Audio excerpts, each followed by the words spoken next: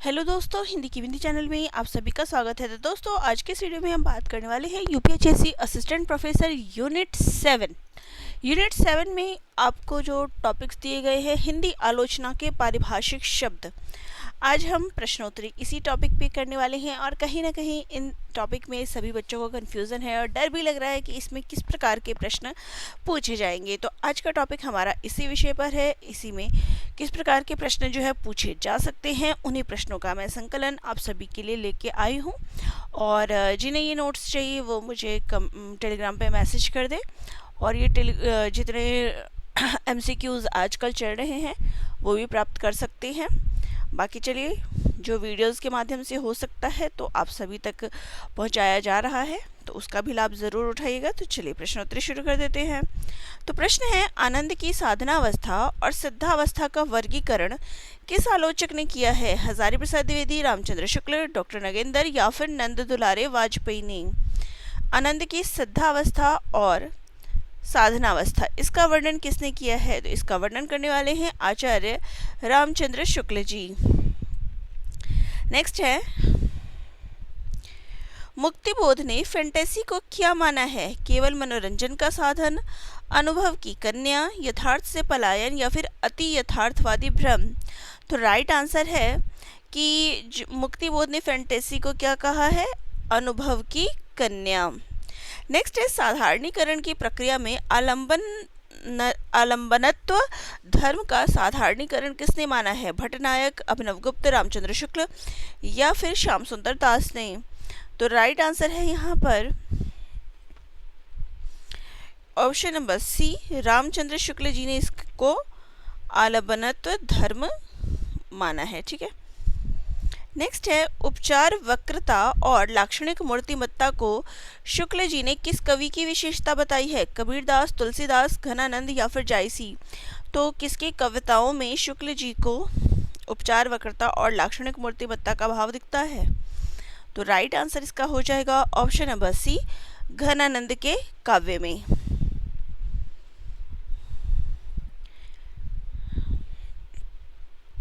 Next है, ज्ञानात्मक संवेदना और संवेदनात्मक ज्ञान की अवधारणा की प्रस्तोता है? रामविलास शर्मा, नामवर सिंह, गजानन माधव मुक्तिबोध या फिर विजयदेव नारायण शाही? तो ये अवधारणा जो है किसके द्वारा दी गई है? राइट आंसर हमारा हो जाएगा यहाँ पर ऑप्शन नंबर सी, मुक्तिबोध जी के द्वारा। ठीक है, चलिए नेक्स्ट है, कवि समय का अर्थ क्या है? कविता लिखने का शुभ मुहूर्त, परंपरा से चले आ रहे वे वर्णन जो शास्त्र सम्मत ना होकर भी मान्य है, छंदों का समय निर्धारण या फिर कवि की व्यक्तिगत रुचि? तो ये जो कवि समय है इसका अर्थ क्या है? तो राइट आंसर है कि जो परंपरा से चले आ रहे हैं वे वर्णन जो शास्त्र सम्मत ना होकर भी मान्य है, मतलब शास्त्रों में तो नहीं दिया गया है कि हमें ऐसा ही परंपरा अपनानी है, लेकिन कवियों के द्वारा वही चीज़ें जो है अपनाई गई है, कवियों ने वही अपनाया है, तो उसको कवि समय कहा जाता है। चलिए नेक्स्ट क्वेश्चन है, अजनबीपन और विसंगति मुख्य रूप से किस विचारधारा से संबंधित है? मार्क्सवाद, अस्तित्ववाद या फिर संरचनावाद या फिर आदर्शवाद? तो राइट आंसर क्या हो जाएगा? जो विसंगति और अजनबीपन है ये किससे संबंधित है? तो ये अस्तित्ववाद से संबंधित है। ठीक है, चलिए नेक्स्ट हमारा क्वेश्चन है, लघु मानव की अवधारणा को प्रतिष्ठित करने वाले आलोचक है? शिवदान सिंह चौहान, विजयदेव नारायण शाही, रामस्वरूप चतुर्वेदी या फिर नामवर सिंह? तो राइट आंसर क्या हो जाएगा? लघु मानव की अवधारणा किसने दी है? विजयदेव नारायण शाही ने। नेक्स्ट है, उपचार वक्रता का संबंध मुख्य रूप से किस आचार्य के मत से जोड़ा जाता है? कुंतक, आनंदवर्धन, क्षेमेंद्र या फिर मम्मट? उपचार वक्रता किन्होंने दी है? तो राइट आंसर हो जाएगा हमारे यहाँ पर ऑप्शन नंबर ए, कुंतक के द्वारा। ठीक है, नेक्स्ट है, आदर्शोन्मुख यथार्थवाद शब्द का प्रयोग सबसे पहले किसने किया? जयशंकर प्रसाद, प्रेमचंद, जैनेन्द्र या फिर अज्ञेय के द्वारा? तो राइट आंसर क्या हो जाएगा? आदर्शोन्मुख यथार्थवाद किसने दिया है सबसे पहले? तो आप देखेंगे कि प्रेमचंद के साहित्य में हमें आदर्शोन्मुख यथार्थवाद का चित्रण जो है देखने को मिलता है। नेक्स्ट है, कवि समय का सर्वप्रथम व्यवस्थित निरूपण किस संस्कृत आचार्य ने किया जिसे हिंदी आलोचकों ने भी आधार बनाया। अभी आपने इसकी परिभाषा देखी कि कवि समय क्या होता है, लेकिन इसको किस आचार्य ने जो है सबसे पहले शुरू किया, भामा ने, दंडी ने, राजशेखर ने या फिर विश्वनाथ ने। तो राइट आंसर है इसका ऑप्शन नंबर सी, राजशेखर ने। तो राजशेखर ने अपनी पुस्तक काव्य मीमांसा में, इम्पॉर्टेंट है याद रखिएगा कि जो राजशेखर की पुस्तक है काव्य मीमांसा, इसमें उन्होंने कवि समय का वर्णन जो है विस्तार से किया है।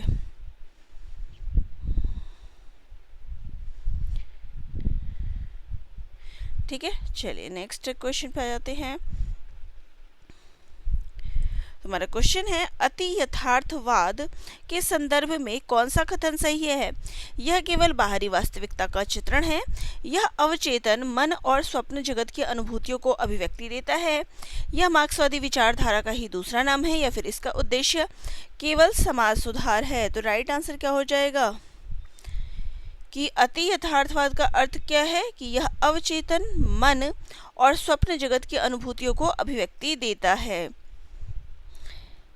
नेक्स्ट हमारा क्वेश्चन है, संकेत ग्रह काव्य शास्त्र की किस विधा से संबंधित है।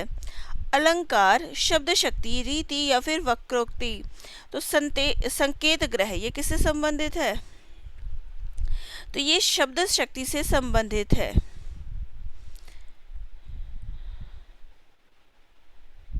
तो जैसे कि अब इसका तात्पर्य क्या है, देखिए जब कोई आप शब्द सुनते हैं तो उसका अर्थ समझने के लिए क्या है, कहाँ पे ये सारी प्रक्रिया चलती है, हमारे मस्तिष्क में, मन में।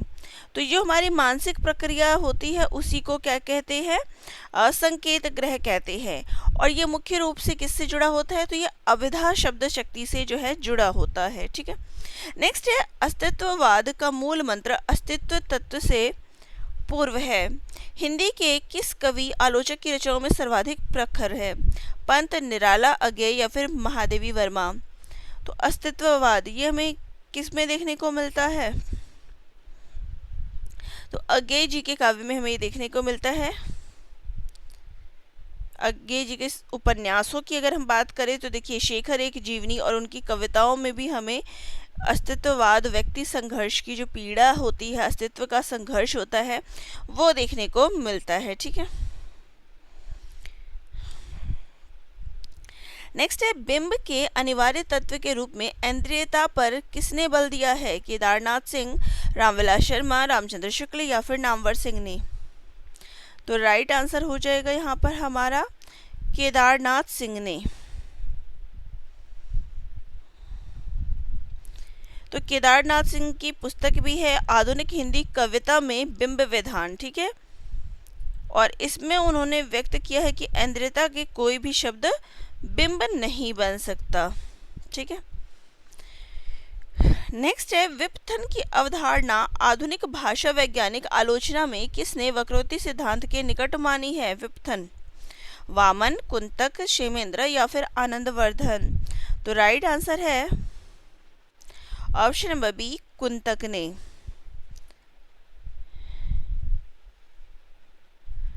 तो आधुनिक शैली विज्ञान में जो है अगर हम बात करें तो इसको विपथन कहा जाता था, वहीं पे ये प्राचीन टाइम में क्या था, वक्रोक्ति सिद्धांत था। ठीक है, नेक्स्ट है, लोकमंगल की साधनावस्था के कवि के रूप में शुक्ल जी ने किसे प्रतिष्ठित किया। कबीर, जायसी, तुलसीदास या फिर सूरदास। तो लोकमंगल की साधना अवस्था ये उनको किसके काव्य में मिली, तो राइट आंसर हो जाएगा तुलसीदास जी के काव्य में। ठीक है, नेक्स्ट है, संरचनावाद के अनुसार साहित्य में महत्वपूर्ण है। तो साहित्य में क्या महत्वपूर्ण है, लेखक की जीवनी, सामाजिक यथार्थ, भाषा की आंतरिक व्यवस्था और संबंध या फिर दैवीय प्रेरणा। तो राइट आंसर है, संरचनावाद में साहित्य के लिए क्या महत्वपूर्ण है, तो भाषा की जो आंतरिक व्यवस्था और संबंध है ये महत्वपूर्ण है। नेक्स्ट है, निजनधरी कथा का तात्पर्य क्या है। वह कथा जो राजाओं द्वारा लिखी गई हो, या फिर लोक में प्रचलित वह कथा जिसका कोई ऐतिहासिक आधार न होकर विश्वास आधारित हो, या फिर केवल पौराणिक कथाएं या फिर विदेशी कहानियों का अनुवाद। तो निजनधरी कथा का क्या तात्पर्य है? तो इसका तात्पर्य है लोक में प्रचलित वह कथा जिसका कोई ऐतिहासिक आधार ना हो, लेकिन क्या हो, ये विश्वास आधारित हो। तो ये जो निजनधरी कथा होती है वो पीढ़ी दर पीढ़ी मौखिक रूप से आपको सुनाई जाती है। बचपन से न जाने आपने आज तक कितनी कथाएं सुनी होगी, तो ये सभी क्या है, निजनधरी कथाओं के अंतर्गत आती है। इसमें आपको चमत्कार देखने को मिलता है, अतिशयोक्ति वर्णन देखने को मिलता है, और लोग इसको सच भी मानते हैं, और ये ऐसे ही चलती रहती है। ठीक है, नेक्स्ट है भाव एवं मनोविकार संबंधी निबंधों में शुक्ल जी ने श्रद्धा और भक्ति के बीच क्या अंतर बताया है? श्रद्धा व्यक्तिगत है, भक्ति सामाजिक है। श्रद्धा में कर्म की प्रधानता होती है, भक्ति में प्रेम की। श्रद्धा किसी के गुणों पर होती है, जबकि भक्ति में पूज्य बुद्धि का समावेश होता है। तो यहाँ पर जो राइट आंसर हो जाएगा वो हो जाएगा ऑप्शन नंबर सी, कि श्रद्धा किसी के गुणों पर होती है, जबकि भक्ति में पूज्य बुद्धि का समावेश होता है। ठीक है, चलिए नेक्स्ट है मार्क्सवादी आलोचना के स्तंभ। डॉक्टर रामविलास शर्मा ने आचार्य शुक्ल और हिंदी आलोचना पुस्तक में शुक्ल जी की किस विशेषता को रेखांकित किया है? उनकी रूढ़िवादिता को, उनके लोक जागरण परक दृष्टिकोण और हिंदी जाति की अवधारणा को, उनके रसवादी होने को, या फिर उनके संस्कृतनिष्ठ होने को? तो इसमें उन्होंने किसके बारे में बताया है? उनके लोक जागरण परक जो दृष्टिकोण है और हिंदी जाति की अवधारणा के बारे में उन्होंने बताया है। नेक्स्ट है मनोविश्लेषणवाद के आधार पर इलाचंद्र जोशी ने किस प्रकार की आलोचना को प्राथमिकता दी? समाजशास्त्रीय आलोचना, ऐतिहासिक आलोचना, पात्रों के अंतर्मन और कुंठाओं का विश्लेषण, या फिर शिल्प परक आलोचना? तो राइट आंसर हो जाएगा इसका यहाँ पर। तो इसका जो राइट आंसर हो जाएगा कि देखिए मनोविश्लेषणवाद के अंतर्गत उन्होंने पात्रों के अंतर्मन और कुंठाओं का विश्लेषण जो है ये किया है। ठीक है, चलिए नेक्स्ट क्वेश्चन पे आ जाते हैं। दलित विमर्श की आधारभूत स्थापना स्व अनुभूति बनाम सहानुभूति का अर्थ क्या है? दूसरों के दुख को अपना समझना, केवल दलित द्वारा लिखा गया साहित्य ही दलित साहित्य है यानी भोगा हुआ यथार्थ, या फिर कल्पना के आधार पर लेखन, या फिर सवर्णों द्वारा लिखा गया दलित जीवन का चित्रण? तो राइट आंसर क्या हो जाएगा इसका? ऑप्शन नंबर बी, केवल दलित द्वारा लिखा गया साहित्य ही दलित साहित्य है। ठीक है, नेक्स्ट है अजनबीपन की अवधारणा मार्क्सवाद और अस्तित्ववाद दोनों में है। मार्क्सवाद में इसका मुख्य कारण क्या माना गया है? ईश्वर का ना होना, पूंजीवादी व्यवस्था में श्रम का उत्पाद से अलगाव, या फिर मनुष्य की व्यक्तिगत सनक? तो राइट आंसर क्या हो जाएगा इसका?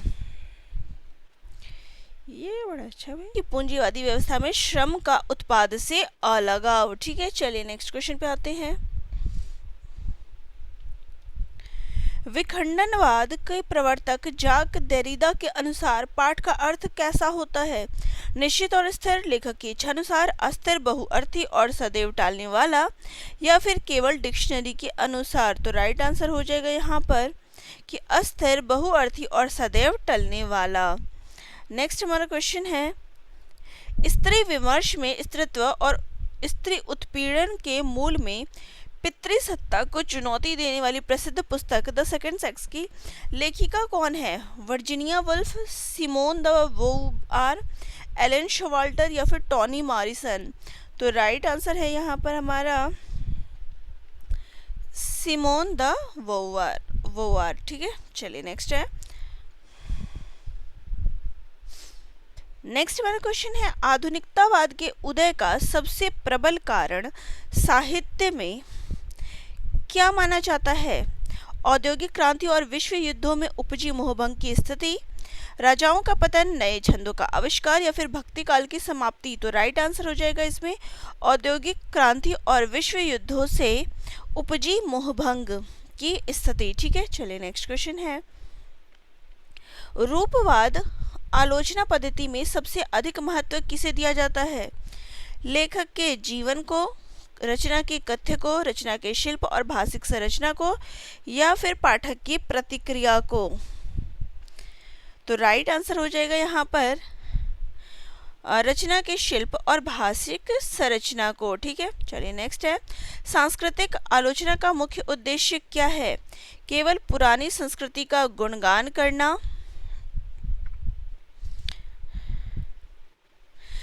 साहित्य को उसकी संस्कृति, राजनीति और सत्ता संबंधों के परिप्रेक्ष्य में समझना, केवल लोकगीतों का संग्रह करना, या फिर संस्कृत भाषा का प्रचार करना? तो देखिए सांस्कृतिक आलोचना के अंतर्गत बात करें तो साहित्य को उसकी संस्कृति, राजनीति और सत्ता संबंधों के परिप्रेक्ष्य में समझना आएगा। ठीक है, चलिए नेक्स्ट है। आदिवासी विमर्श की मुख्य चिंता क्या है? शहरी जीवन की चकाचौंध, जल जंगल जमीन और अपनी विशिष्ट सांस्कृतिक पहचान की रक्षा करना, विदेश यात्रा का वर्णन, या फिर केवल प्रेम कहानियां? तो राइट आंसर क्या हो जाएगा? जल जीवन, जंगल जमीन और अपनी संस्कृति की रक्षा करना। तो चलिए आज के वीडियो में हम इतने प्रश्नों करेंगे, बाकी जो प्रश्न है वो मैं आपको नेक्स्ट वीडियो में ले लूँगी। तो वीडियो जिनको अच्छी लगी चैनल को एक बार लाइक शेयर सब्सक्राइब कर दीजिएगा।